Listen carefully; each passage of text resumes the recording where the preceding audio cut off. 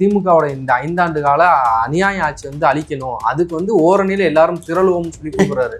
அவரு நான் என்ன சொல்றேன், என்ன சொன்னாரு, திராவிடம்னா என்னன்னு கேட்டதுக்கு படிச்சவங்களை பார்த்து கேளுன்னு சொன்ன முட்டாளு. அப்படிப்பட்ட முட்டாளுக்கு தேவையில்லாம இருக்கலாம்ல திராவிடம். அநாகரிகமான வார்த்தையில ஒரு எதிர்கட்சி தலைவரை பார்த்து என்ன எதிர்கட்சின்னா அப்புறம் நீ அவரு மாத்திரம் எங்களை போய் உருட்டு பரட்டுன்னு பேசலாமா? எங்களை பேசலாமா ஐயா? ஒரு ஸ்லைடு வச்சு உருட்டுனீங்க, அதான் உருட்டுன்னு சொல்லி. ஆமா, உருட்டுன்னு அவர் மாத்திரம் உருட்டுவாரு, நாங்க உருட்டுனா மாத்திரம் தப்பாயிடும். உருட்டுனீங்கல்ல முன்னாடி ஒரு இதை சுத்தி விட்டு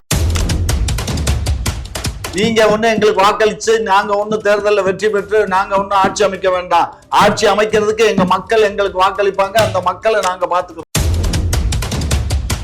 அது இங்க பாரு, அது ஒன்றிய அரசுக்கு தெரியும். ஒன்றிய அரசு கேக்குது, மாநில அரசு செய்யுது, அவ்வளவுதான். 2 பேரும் நல்ல உறவுல இருக்கு. நாங்க நல்ல உறவுல இருக்கோமா கள்ள உறவுல இருக்கோமா? நாங்க என்ன புருஷன் கொண்டாட்டியா? நல்ல உறவா கள்ள உறவான்னு சொல்லுவாங்க. உறவுல இருக்கீங்க. எப்பயுமே மத்திய அரசும் மாநில அரசும் உறவுல இருந்தா தான் ஒரு நாட்டினுடைய மக்களை காப்பாற்ற இயலும். இதெல்லாம் இங்க பாருங்க, இந்த உருட்டெல்லாம் உருட்டாதீங்க. எதிர்கட்சி வரிசையில கண்டிப்பா சீமான் தான் இருப்பாரு. எல்லா பேரும் நாசமா போயிடுவான். மக்கள் விரும்பும் முதல்வர் வேட்பாளர் மு.க. ஸ்டாலின் தான். அவர் தான் முதலமைச்சர், வருங்கால முதலமைச்சர் அவர் தான். 26லயும் அவர் தான் முதலமைச்சர். விஜய் அவர்கள் இப்படி ஒரு டேக்லைனோட வராங்களா? இந்த கண்ணு எப்படி வந்தாலும் ஒரு மசரும் புடுங்க முடியாது. போய் அவர் தலையில இருந்தா புடிங்க சொல்லு.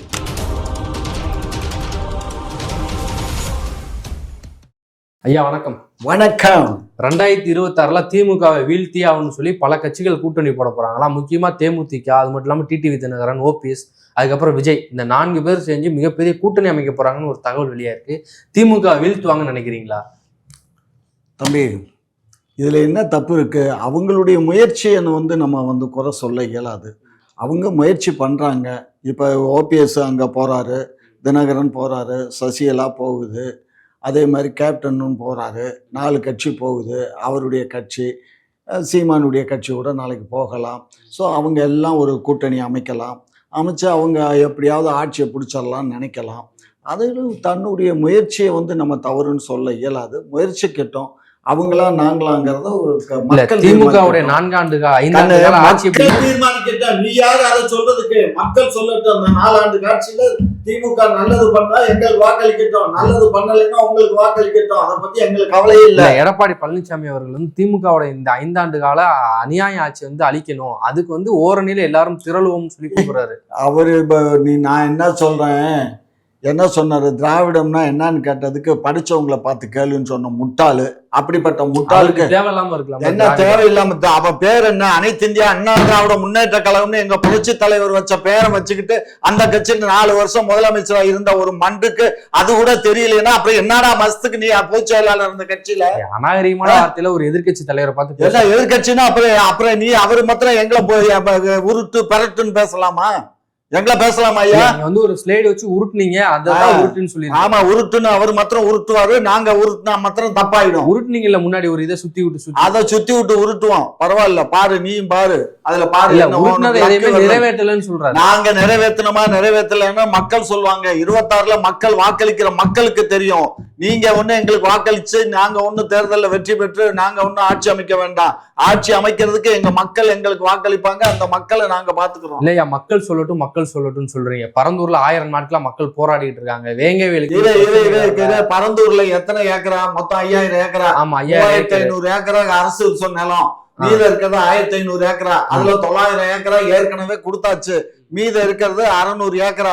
இந்த 600 ஏக்கராவிலையும் இப்ப அதுல பின்கேட்டு வழியா 3 முறை கொடுக்குறோம் அப்படின்னு உடனே 100 ரூபாய்க்கு 300 ரூபாய் கொடுக்குறோம் உடனே அதுல பாதி பேர் அட்வான்ஸ் வாங்கிட்டு போயிட்டானுங்க. இப்ப அங்க பரந்தூர்ல 5000 ஏக்கர்ல 200 ஏரிகள் போகுது. 5000 ஏக்கர் எல்லா அந்த ஏரி, அந்த விவசாய நிலம் எல்லாமே மொத்தமா எடுத்தாச்சு. அப்புறம் என்னத்தான் அங்க போய் விவசாயத்தை புடுங்குவாய்? அதான் எல்லாம் எடுத்தாச்சு. இல்ல இப்படி அழிச்சிட்டு ஒரு இது தேவையில்ல. மக்கள் இங்க பாரு, அத நீ சொல்லாத. அது இங்க பாரு, அது ஒன்றிய அரசுக்கு தெரியும். ஒன்றிய அரசு கேக்குது, மாநில அரசு செய்யுது, அவ்வளவுதான். 2 பேரும் நல்ல உறவுல இருக்கு. நாங்க நல்ல உறவுல இருக்கோமா கள்ள உறவுல இருக்கோமா? நாங்க என்ன புருஷன் கொண்டாட்டியா? நல்ல உறவா கள்ள உறவா மாநில அரசு உறவுல இருக்கீங்க. எப்பயுமே மத்திய அரசும் மாநில அரசும் உறவுல இருந்தா தான் ஒரு நாட்டினுடைய மக்களை காப்பாற்ற இயலும். நாங்க டெய்லி சண்டை போட்டுக்கிட்டே இருந்தோம்னா மக்களை எங்க போய் காப்பாத்துறோம்? இன்னைக்கு கூட கல்வி மந்திரி நேற்று போயிருக்காரு, எங்களுக்கு தர வேண்டிய பணத்தை கொடுங்கன்னு கேட்டுக்கிட்டு இருக்காரு போய். இதெல்லாம் தம்பி நீங்க ஒரு விஷயம் புரிஞ்சுக்கோங்க. எதை வேணாலும் குற்றச்சாட்டு சொல்லலாம், எல்லாம் ஊன்னா குற்றம், இதான் குனிஞ்சா குற்றம், நிமிந்தா குற்றம், படுத்தா குற்றம், தூங்கினா குற்றம், சாப்பிட்டா குற்றம், இப்படியே குற்றப்பத்திரிகை வாய்ச்சிக்கிட்டே இருந்தீங்கன்னா குற்றப்பத்திரிகை வருஷமெல்லாம் நீங்க வாய்ச்சிக்கிட்டே நாசமா போயிடுவீங்க. குற்ற சம்பவம் நடக்கல, நடக்காமல் இல்ல நடக்குது. என்ன நடக்குது? செவிலியர்கள் போராடிட்டு இருக்காங்க, ஒரு நிமிஷம் இருங்க, ஆசிரியர்கள் போராடிட்டு இருக்காங்க, செவிலியர் போடுறாங்க, விவசாயிகள் போடுறாங்க, போக்குவரத்து துறையில இருக்கிறவங்க போடுறாங்க. முதலமைச்சர் ஸ்டாலின் அவர்கள் சட்டமன்றத்துல பதிவு பண்றாரு 1 லட்சம் போராட்டத்துக்கு நாங்க அனுமதி கொடுத்துருக்கோம். மக்கள் எல்லாருமே போராடிட்டு இருக்கும்போது நாங்க எந்த மக்களுக்காண்டி நன்மை செய்ய போறீங்க நீங்க? தம்பி போராடுறவன் நியாயமான முறையில போராடும். செவிலியர்களுடைய போராட்டம் என்னங்கிறது உங்களுக்கு தெரியும். ஆளுங்கட்சிக்கு எப்பயுமே போராட்டம் நியாயம் இல்லாம செவிலியர்கள் போராடுறது நாங்க ஏற்கனவே 300 செவிலியர்களுக்கு நாங்க அப்பாயின்மெண்ட் போட்டுட்டோம். இப்ப மறுபடியும் கொஞ்சம் பேர் கொரோனா நேரத்துல வேலை பார்த்துக்கிட்டு இருந்தா அந்த செவிலியரும் வேலை வேணும்னு இருக்காங்க.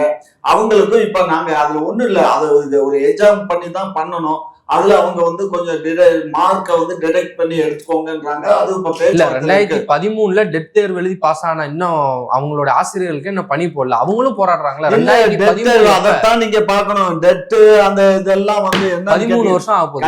நீங்க டெட்ல 13 இல்ல 20 வருஷம் ஆனா கூட இங்க வேலை கிடைக்காது. ஏன்னு கேட்டீங்கன்னா ஒவ்வொருத்தரும் 2 லட்சம் ரூபாய் சம்பளத்தை வாங்கிட்டு சீட்டை தேய்ச்சிக்கிட்டு உட்காந்துருக்கான். பிள்ளைகளுக்கு சொல்லி கொடுறான்னு சொல்லி 2 லட்சம் ரூபாய் சம்பளத்தை கொடுத்து வாதியா வேலையை போட்டு கொடுத்தா அவன் சேர்த்துக்கிட்டு இருக்கான். அதனால இனிமே என்ன கேட்டா எல்லாம் கான்ட்ராக்ட் பேசிஸ்ல தான் போகணும். அரசு பணியே இருக்கக்கூடாது. அரசு பணி இருக்கிறதுனாலதான் இந்த அயோக்கியங்க எல்லாம் சோம்பேறி ஆகுறான். அரசு அரசு அரசுன்னு அரசு காசு கஜானாவை கொள்ளையடிக்கிறானே தவிர ஒழுங்கா எவனும் பிள்ளைகளுக்கு சொல்லி கொடுக்கறது இல்ல. ஆஸ்பத்திரிக்கு போனா அவங்க லஞ்சம், அங்க அவங்களுக்கு ஒரு சேர் தள்ளுறவங்க கூட ஒரு 50 ரூபா கொடுத்தா தான் ஒழுங்கா உங்க ஆட்சி தான் நடக்குது. எங்க ஆட்சி நடந்தா எல்லா ஆட்சியிலும் இதுதான் நடக்கும். ஜெயலலிதா ஆட்சியில் நடக்கல, எம்ஜிஆர் ஆட்சியில், எல்லா ஆட்சியிலையும் இப்படித்தான் நடக்கும். அப்புறம் ஏன் 1 லட்சம் பேருக்கு நாங்க அரசு பணி கொடுப்போம்? அரசு பணி கொடுப்போம் ஏன் சொன்னீங்க? இப்பயும் கொடுக்குறேன் தான் சொல்றேன். எங்க பாரு, நாங்க அரசு பண்ணி கொடுப்போம். எப்பயா? அதான் கான்ட்ராக்ட் பேசிஸ் அரசு பண்ணி கொடுக்குறோம். வேற என்ன? Consolidate salary, consolidate. அதாவது எப்படி அக்னி பாத்துன்னு அவங்க ராணுவ வீரர்களை கான்ட்ராக்ட் எடுத்தாங்களோ அந்த மாதிரி நீங்க கொடுப்போம்னு சொல்லுவாங்க. ஆமா ஆமா அப்படிதான். ஆனா 5 வருஷத்துக்கு கான்ட்ராக்ட் எடுத்தான்.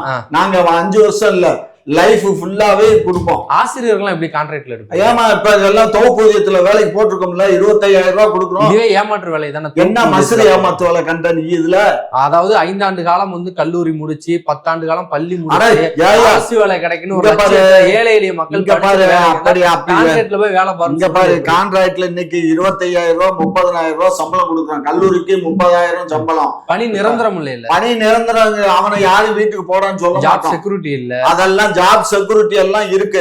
கன்சால்டேட் பேர்ல ஜாப் செக்யூரிட்டி இருக்கு. அவன் தப்பு பண்ணாத வரை ஒழுங்கா போகலாம், தப்பு பண்ணான்னா வீட்டுக்கு போவான். இப்ப நடந்த குரூப் 4ல கூட 13 லட்சம் மாணவர்களோட வாழ்க்கையை கேள்விக்குறியாக்கி இருக்கு இந்த திமுக அரசு. இங்க பாரு கண்ணு, நீ ஒரு விஷயம் பண்ணிக்கோ. எல்லா மக்களும் போராடித்தான் அவங்களுடைய சௌகரியத்தை நிவர்த்தி பண்ணிக்க இயலும். அது மாதிரி எந்த ஆட்சி இருந்தாலும் சரி, போராட்டம் தான் வெற்றி. அவங்க போராடுறாங்க, எங்களால முடிஞ்சதை செஞ்சு கொடுக்கணும். ஆனா மக்களுக்காகன்னு சொல்லாதீங்க. மக்களுக்காகத்தான் நாங்க, மக்களால நீங்க. நிஜமா அதுல ஒரு மாற்று கருத்து இல்ல. அதே மாதிரி ஓபிஎஸ் அவர்களை மோடி அவர்கள் சந்திக்கல, தவிர்த்துட்டாரு. அதே மாதிரி டிடிவி தினகரனையும் சந்திக்கல, தவிர்த்துட்டாரு. ஆனா அங்க கூட்டணியில இருக்கிற துரை வைகோ சந்திச்சிருக்காரு, எடப்பாடி பழனிசாமி சந்திச்சிருக்காரு, அது மட்டும் இல்லாம பல முக்கிய அமைச்சர்களையும் சந்திச்சிருக்காரு அப்படிங்கிற தகவல் ரகசியமா வெளியே வந்திருக்கு. கண்ணே, மற்ற அமைச்சர்களை சந்திக்கிறாருன்னா தங்கம் தென்னரசு தமிழ்நாடு அரசின் சார்பா அவரை போய் டிஆர்பி ராஜா பின்னாடி நின்னாரியா? எப்பா டிஆர்பி ராஜா எல்லாம் போவாங்கல்லப்பா. ஏப்பா இது ராஜேந்திர சோழனுடைய நிகழ்ச்சி, அதுக்கு எல்லா அமைச்சர்களும் போய் உட்காருவாங்கல்ல. இதுல என்ன இருக்கு? சேகர்பாபு அவர்கள் போல அறநிலைத்துறை அமைச்சர். அது அறநிலைத்துறையில வரல, இல்ல கோவில் துறையில இல்ல வருது. கோவில் தானையா? கோவிலா இருந்தாலும் அவருடைய கண்ட்ரோல் இல்லாது. பத்திரிகையில பெயர் இருந்துச்சு சேகர்பாபு. அவர் சேகர்பாபுன்னு இருந்திருக்கலாம். அவருக்கு வேலை இருந்திருக்கா, அதனால போகாம இருந்திருப்பாரு. அதனால என்ன? அப்போ கண்டிப்பா போய்தான் ஆகணுங்கிற கட்டாயம் இல்லை. கண்டிப்பா யாரு போகணும்? வரவேற்பு பண்றதுக்கு சிஎம் போயிருக்கணும். சிஎம் ஆஸ்பத்திரியில ஆகையினால அதுக்கு 2ஆம் கட்டத்துல இருக்க பைனான்ஸ் மினிஸ்டர் போறாரு. துணை முதலமைச்சர் செகண்ட்ல இருக்கிறது தங்கம் தென்னரசு தான். அவர் தான் பைனான்ஸ் மினிஸ்டர். அவர் தான் போக இயலும். சரியா? அவர் போய் வரவேற்பு பண்ணியிருக்காரு. துரை வைகோ ஏர்போர்ட் அவருடைய ஜூரிஸ்டிக்ஷன் இருக்கனால அவர் போறாரு.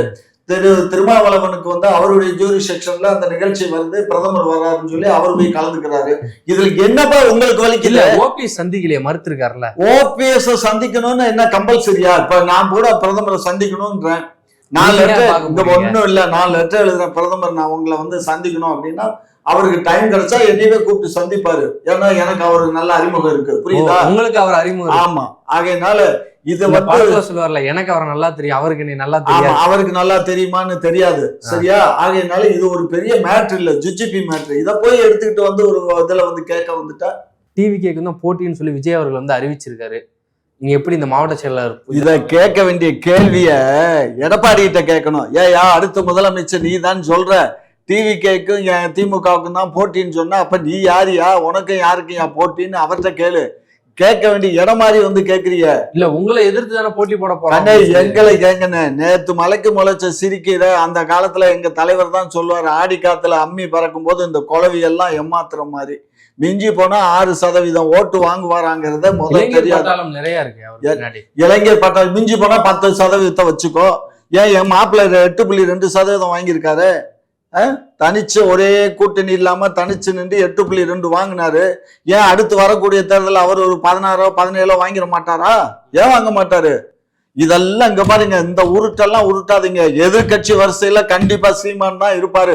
எல்லா பயிலும் நாசமா போயிடுவான். இல்ல மக்கள் விரும்பும் முதல்வர் வேட்பாளர் விஜய். மக்கள் விரும்பும் முதல்வர் வேட்பாளர் மு.க. ஸ்டாலின் தான். முதலமைச்சர் அவரா தானே இருக்கிறார். அவர் தான் முதலமைச்சர், வருங்கால முதலமைச்சரும் அவர் தான். 26லயும் அவர் தான் முதலமைச்சர். விஜய் அவர்கள் இப்படி ஒரு டேக்லைனோட வராங்களா? இந்த கண்ணு எப்படி வந்தாலும் ஒரு மஸ்ரும் புடுங்க முடியாது. போய் அவர் தலையில இருந்தா புடிங்க சொல்லு. ஐயா, நேற்றைய தினம் திருநெல்வேலியில ஒரு ஆணவ படுகொலை நடந்திருக்கு. படுகொலை செய்த அந்த குற்றவாளியோட அப்பா அம்மா 2 பேருமே காவல்துறை சேர்ந்தவர்கள். காவல்துறை சேர்ந்தவர்களே இதுக்கு உறுதுணையா போறாங்க அப்படிங்கிற ஒரு குற்றச்சாட்டு இருந்திருக்கு. இது உண்மையும் கூட. உங்களுடைய ஆட்சியில காவல்துறைக்கு கட்டுப்பாடற்ற சுதந்திரம் கொடுத்துருக்கீங்களா அப்படிங்கிற ஒரு கேள்வி இருந்திருக்கு. கண்ணு, அதாவது எங்கேயோ ஒரு தவறுகள் நடக்கும்போது ஆணவ கொலை தமிழகத்தில் நீண்ட நாட்கள் ஆயிடுச்சு. இது போல ஒரு ஆணவ கொலை நடக்கல. நீண்ட காலம், கிட்டத்தட்ட 2 ஆண்டுகளுக்கு முன்னாடி கிருஷ்ணகிரியில் நடந்த ஆணவ கொலை தான் 5 ஆண்டு ஆட்சியில நடந்திருக்க. கிருஷ்ணகிரியில் நடந்தது, அதுவும் ஒரே கம்யூனிட்டிக்குள்ள உள்ளதுதான். அவனுக்கு மர்ம உறவு தான் வேணும். அந்த பிள்ளை அவனை கட்டிச்சா அவன் ஏழை கொத்தனாருங்கிறதுனால அவனுக்கு கொடுக்காம அதை ஆணவ கொலைன்னு சொல்ல முடியாது. ஏன்னா அவங்க 2 பேரும் ஒரே ஜாதி தான். அது ஏழைங்கிறத ஒரு காரணத்தினால அவனை கொண்டு விட்டான் அந்த அது. கடைசியில் அந்த பிள்ளை போடா உன் வீட்டில் வாழ மாட்டேன்னா அது அவன் மாமியார் வீட்டில் போய் உக்காந்துக்கிடுச்சு. சரியா? ஆகையினால் அதுக்கப்புறம் நடந்த நிகழ்ச்சி இதுதான். 2வது, இந்த ஆணவ கொலையெல்லாம் நடக்கிறதுக்கு காரணமே எல்லாம் அந்த பாலா போன அந்த பதவியை சுகம்தான். என்னன்னா இவங்க 2 பேரும் ஹஸ்பண்ட் அண்ட் ஒய்ஃபு 2 பேரும் காவல்துறையில் எஸ்ஐயா இருக்காங்க. வசதியான குடும்பம்.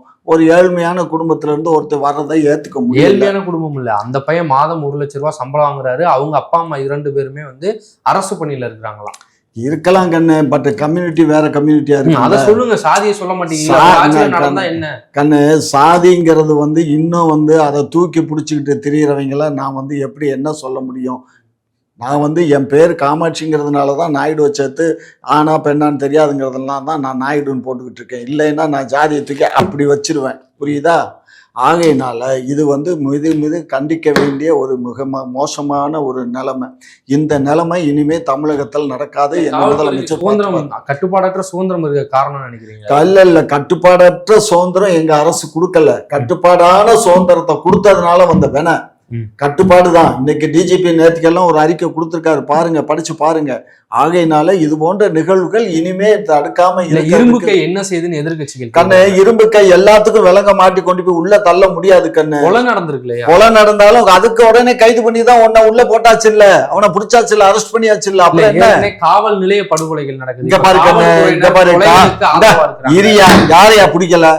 எந்த 24 படுகொலை நடந்துச்சுன்னு நீட்டி முழங்குறீங்கல்ல, இந்த 24ல எவனையாவது பிடிக்கலன்னு சொல்லு. 24ல இந்த அஜித்குமார் விஷயம் பெரிதா பேசப்பட்டனால தான் காவல் நிலையம். அஜித் குமார்னு நீங்க ஒண்ணும் பூசாதீங்க.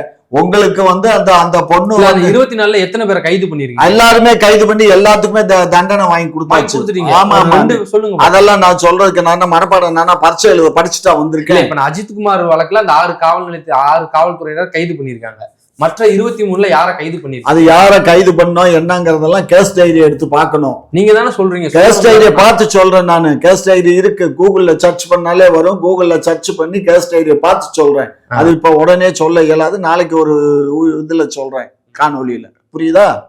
இப்ப காவல்துறை வந்து இப்படி கெட்டு போன காரணமே திமுக அரசியல்வாதிகள் தான் காரணம். அவங்க வந்து நிறைய இன்ஃபுளுன்ஸ் பண்றாங்க காவல்துறைக்குள்ள அப்படின்னு சொல்லி ஒரு குற்றச்சாட்டு. கண்ணு, காவல்துறையில கட்சிக்காரனுடைய இன்ஃபுளுன்ஸுங்கிறதே தவறு கண்ணு. எங்க முதலமைச்சருடைய கண்ட்ரோல்ல தான், கட்டுப்பாட்டுல தான் இது இருக்கு காவல்துறை.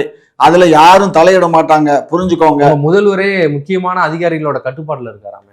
அதெல்லாம் வாய்க்கு பத்தாத வார்த்தைகள். முதல்வர் யாருடைய கட்டுப்பாட்டுல இருக்க வேண்டிய அவசியம் இல்லை, புரியுதா?